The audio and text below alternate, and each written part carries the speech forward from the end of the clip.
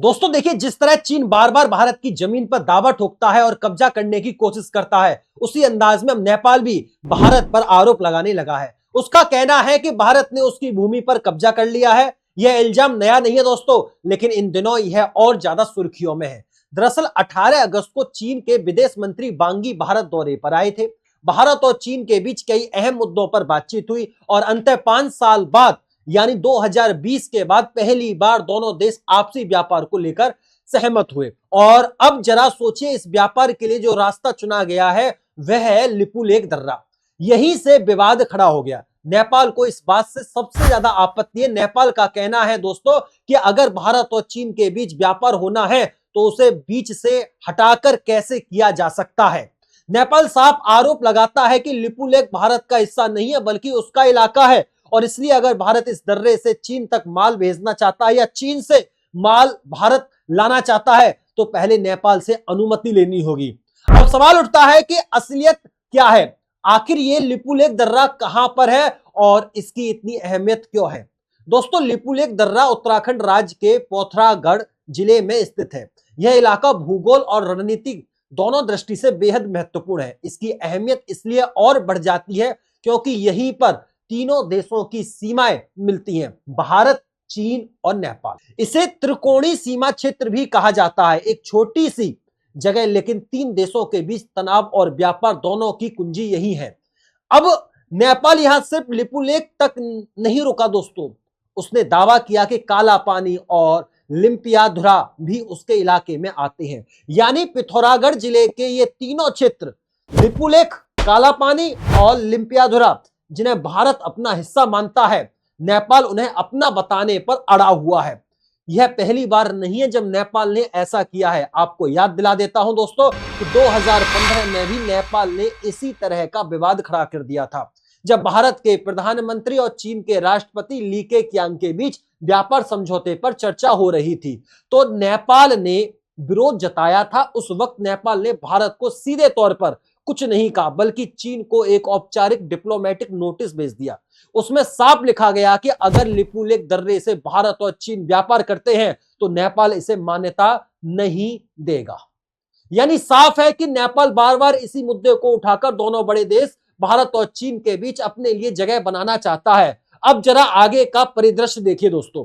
अगले महीने यानी 1 सितंबर को नेपाल के प्रधानमंत्री केपी शर्मा ओली भारत आने वाले हैं। इसके अलावा सितंबर में ही एससीओ समिट होने वाला है, जिसमें भारत, चीन और नेपाल तीनों के नेता आमने सामने होंगे। ऐसे में यह तय है कि लिपुलेख विवाद फिर से चर्चा का बड़ा मुद्दा बन जाएगा। लेकिन असल सवाल यहीं से शुरू होता है कि दोस्तों, नेपाल बार बार इस क्षेत्र पर दावा क्यों करता है, उसकी दलील क्या है और भारत इन दावों को क्यों खारिज करता है। इसके पीछे की सबसे बड़ी वजह है काली नदी।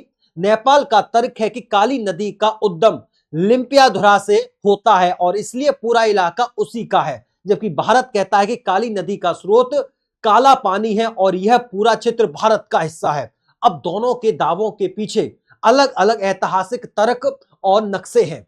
आप यहां पर अच्छी तरीके से इस नक्शे को देख सकते हैं।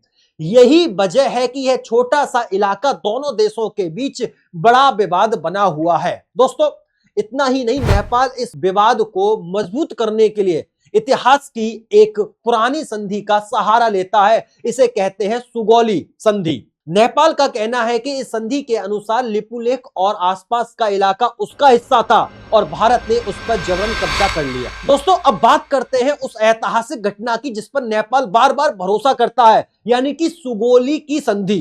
नेपाल का कहना है कि यह संधि ही असली सबूत है कि लिपुलेख और आसपास का क्षेत्र उसका हिस्सा था। तो आइए समझते हैं कि आखिर यह संधि हुई क्यों थी और इससे नेपाल ने क्या खोया। साल था 1816। उस समय नेपाल पर गोरखा वंश का शासन था। गोरखा राजा लगातार अपनी सीमा का विस्तार कर रहे थे। उनकी महत्वाकांक्षा इतनी तेज थी कि वे छोटे छोटे राज्यों को हराकर अपना इलाका बढ़ाते जा रहे थे। दोस्तों, धीरे धीरे नेपाल की सेना कुआऊ और गढ़वाण तक पहुंच गई, जो आज उत्तराखंड का हिस्सा है। अब अंग्रेजों को खतरा महसूस हुआ।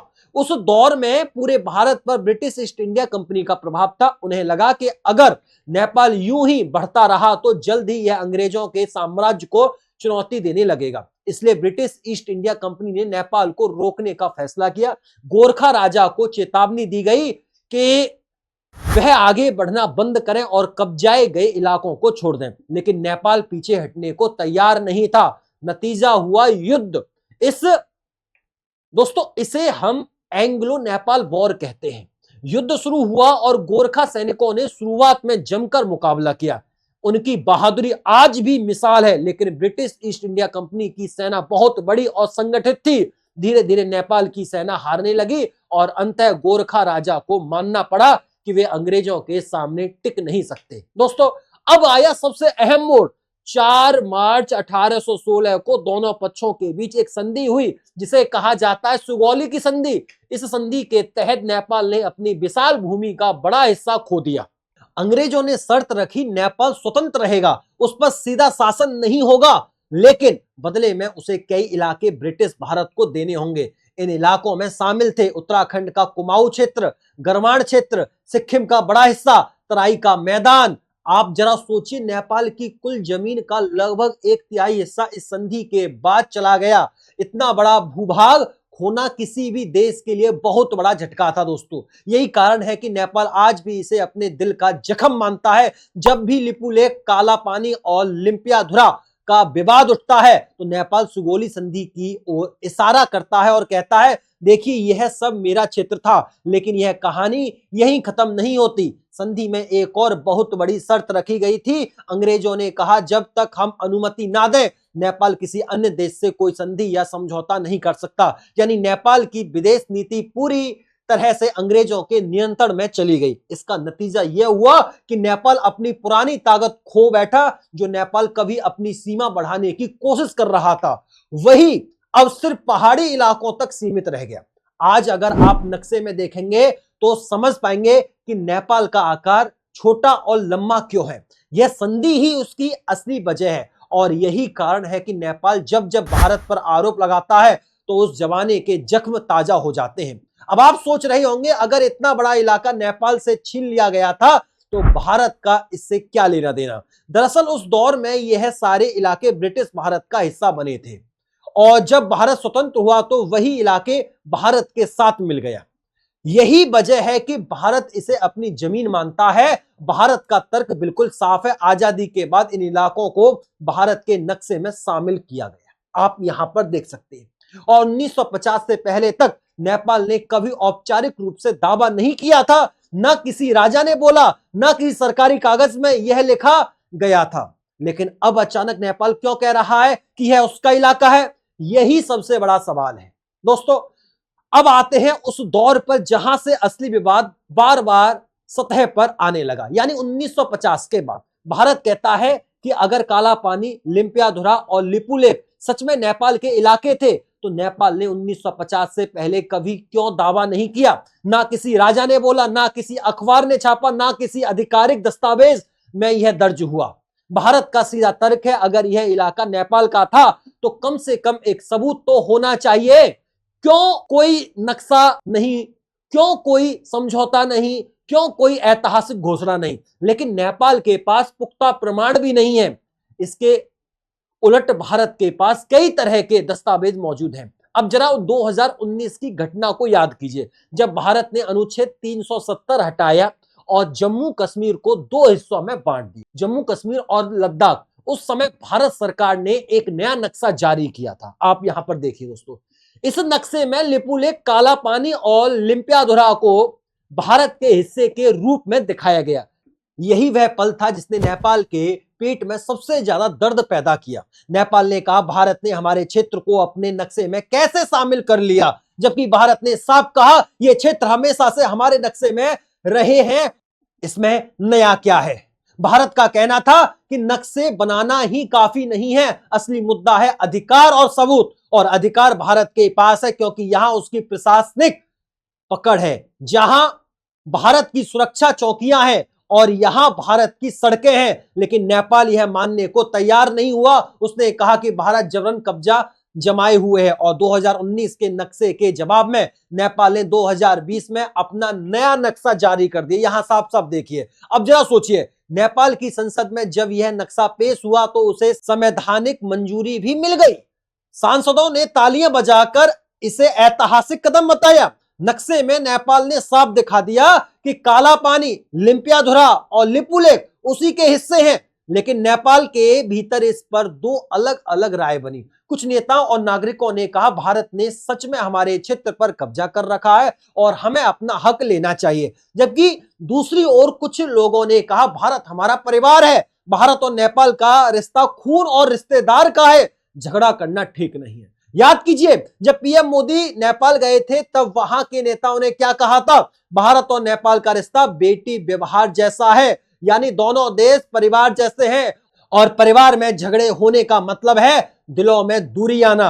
भारत का पक्ष यह है कि 1962 के युद्ध के बाद यह इलाका सुरक्षा के लिहाज से बेहद संवेदनशील हो गया। चीन कभी भी इस क्षेत्र से भारत पर हमला कर सकता था, इसलिए भारत ने यहां सड़कें बनाई, आईटीबीपी की चौकियां बनाई और सीमा पर अपनी पकड़ मजबूत की। यही कारण है कि भारत कहता है जब हम यहां दशकों से मौजूद हैं, जब हमारे पास प्रशासनिक और ऐतिहासिक सबूत है, तो नेपाल केवल नक्शा दिखाकर अपने हक का दावा कैसे कर सकता है? नेपाल का जवाब है भारत की उपस्थिति ही इस बात का सबूत है कि उसने जबरन कब्जा किया हुआ है। अगर यह सचमुच भारत का इलाका होता तो हमें साबित करने की जरूरत क्यों पड़ती? यानी मामला अभी भी लटका हुआ है। भारत बार बार सबूत मांगता है, नेपाल बार बार सुगोली संधि का हवाला देता है और हर बार जब कोई नया नक्शा जारी होता है विवाद फिर से भड़क उठता है। दोस्तों, अब बात करते हैं 1962 के युद्ध के बाद हालात की। आप जानते हैं कि भारत और चीन के बीच जब युद्ध हुआ तब यह इलाका सबसे संवेदनशील मोर्चों में से एक था, क्योंकि यह वही त्रिकोणीय क्षेत्र है यहां से चीन आसानी से भारत की ओर हमला कर सकता था। इसलिए युद्ध के बाद से ही भारत ने यहां अपनी सुरक्षा को बेहद मजबूत कर दिया। यहां आईटीबीपी की तैनाती की गई, चौकियां स्थापित की गई और कई सड़कों भी बनाई गई ताकि किसी भी स्थिति में चीन को जवाब दिया जा सके। भारत के लिए यह सिर्फ एक भूभाग नहीं बल्कि रणनीतिक ढाल है। अब जरा सोचिए, जब भारत यहां सड़कें बनाता है, चौकियां मजबूत करता है तो चीन को आपत्ति होती है। उसी तरह जब भारत उत्तराखंड के इस इलाके में विकास करता है तो नेपाल को परेशानी होती, यानी पड़ोसी देशों को हमेशा यही लगता है कि भारत उनके खिलाफ तैयारी कर रहा है। एक और बड़ा मुद्दा है दोस्तों, कैलाश मानसरोवर यात्रा। आप जानते हैं कि हर साल हजारों श्रद्धालु कैलाश मानसरोवर की यात्रा करते हैं और यह यात्रा लिपुलेख दर्रे से होकर गुजरती है। हिंदुओं के लिए यह बेहद पवित्र तीर्थ स्थल है, लेकिन नेपाल का कहना है कि धार्मिक यात्रा से नाम पर भारत इस रास्ते से घुसपैठ कर रहा है। नेपाल साफ कहता है कि वह घुसपैठियों को बढ़ावा नहीं देगा। यानी देखिए, धार्मिक आस्था तक को नेपाल ने राजनीतिक विवाद में खींच लिया है। अब लौटते हैं 2019-20 की घटनाओं पर। दोस्तों, भारत ने 2019 में नया नक्शा जारी किया था जिसमें लिपुलेख, काला पानी और लिम्पियाधुरा भारत के हिस्से के रूप में दिखाए गए। इसके तुरंत बाद 2020 में नेपाल ने भी अपना नया नक्शा जारी किया और संसद से इसे संवैधानिक मंजूरी दिला दी। नक्शा पास होते ही नेपाल की संसद में तालियां बजी, मानो उसने कोई ऐतिहासिक जीत हासिल कर ली हो। लेकिन असलियत यह है कि नक्शा बनाकर जमीन पर कब्जा नहीं होता। भारत ने साफ कहा, अगर यह तुम्हारा क्षेत्र है तो सबूत दो। सिर्फ कागज पर दावा करने से कुछ नहीं बदलता। नेपाल के अंदर भी इस पर गहरी बहस हुई। कुछ लोगों ने कहा भारत ने जबरन कब्जा किया हुआ है और हमें अपना इलाका वापस लेना चाहिए, जबकि दूसरी ओर कई लोगों ने कहा भारत और नेपाल का रिश्ता परिवार जैसा है। प्रधानमंत्री मोदी जब नेपाल दौरे पर गए थे तब उन्होंने खुद कहा था भारत और नेपाल का रिश्ता बेटी व्यवहार जैसा है। ऐसे में परिवार से झगड़ा करना खुद को कमजोर करना है। दोस्तों, यह विवाद सिर्फ आज का नहीं है। अटल बिहारी वाजपेयी के कार्यकाल में भी इसे सुलझाने की कोशिश हुई थी। डॉक्टर मनमोहन सिंह की सरकार ने भी पहल की थी, लेकिन हर बार नेपाल ने अपनी जिद बनाए रखी और अब प्रधानमंत्री मोदी ने 1 सितंबर को केपी शर्मा ओली को भारत बुलाया है। पूरी दुनिया की निगाहें इस मुलाकात पर होंगी कि क्या इस बार कोई ठोस हल निकल पाता है या फिर विवाद फिर से टल जाएगा। आज की स्थिति यह है कि नेपाल लगातार यह कह रहा है कि भारत ने उसकी जमीन पर कब्जा कर रखा है, जबकि भारत यह मानने को तैयार ही नहीं है। भारत के पास प्रशासनिक पकड़ है, सुरक्षा तंत्र है और ऐतिहासिक दस्तावेज है। नेपाल के पास सिर्फ सुगोली संधि की व्याख्या है और नया नक्शा है।